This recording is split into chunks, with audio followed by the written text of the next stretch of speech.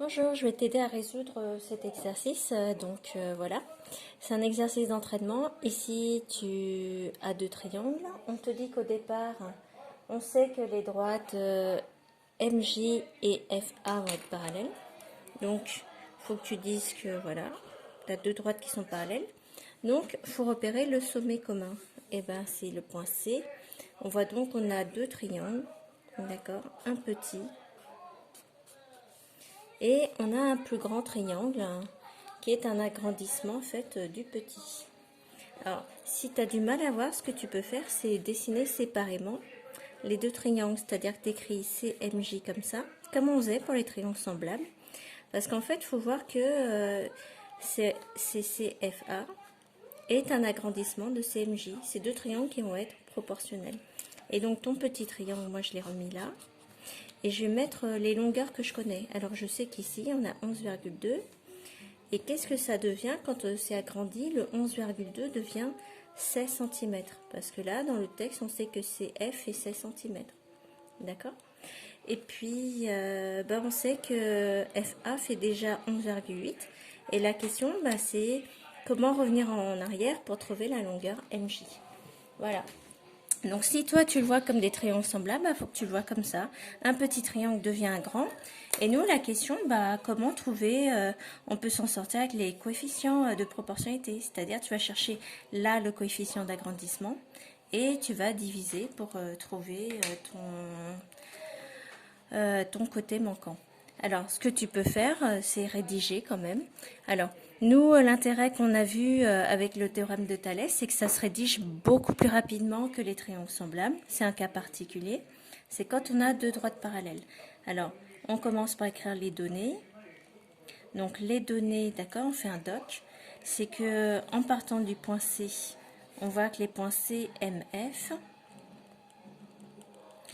et les points C, tu vois, tu regardes comme ça en partant du point C et ton œil il fait ça. Il part de CMF puis de CJA. Et tu dis que les points sont alignés. Voilà. Après, tu dis que tu as deux droites parallèles, c'est la condition essentielle de Thalès. MJ parallèle à FA. L'outil que tu vas utiliser, c'est d'après le théorème de Thalès. Et ici, tu vas écrire tes longueurs qui sont proportionnelles. Donc, le côté CM va être proportionnel à CF. Le côté CJ, d'accord, de ton petit triangle, va être proportionnel à CA. Et le côté MJ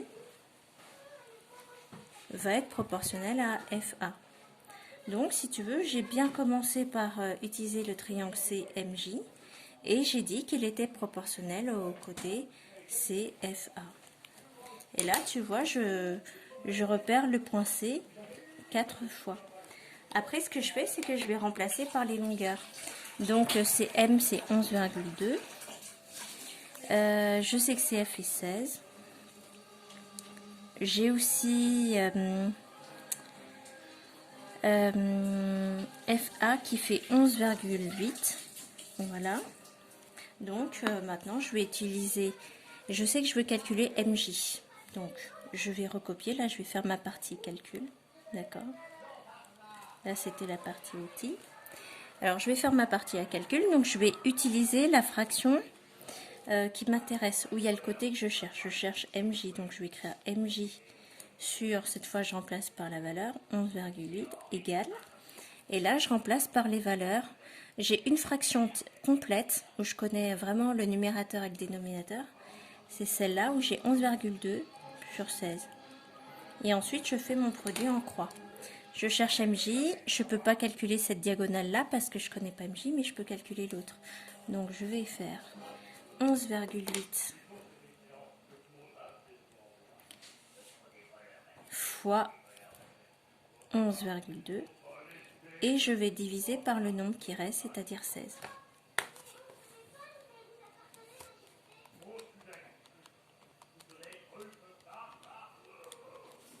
Alors tu appuies sur SD pour avoir la valeur numérique et ça me donne 8,26.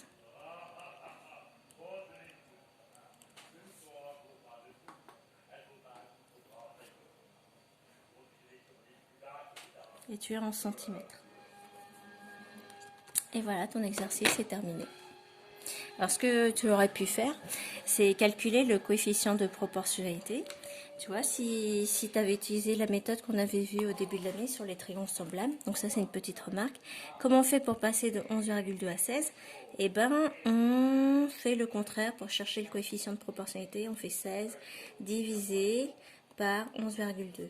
Donc 16 divisé par 11,2, ça va te donner donc 16 divisé par 11,2 est égal à, ça tombe pas juste, donc ça fait 10 sur 7. Et ça, c'est ton coefficient de proportionnalité. Et dans l'autre sens, tu vas diviser par 10 sur 7. Donc je vais faire 11,8 divisé par, 11,8 divisé par 10 sur 7. Et en faisant ça, je retrouve 8,26. Donc ça marche.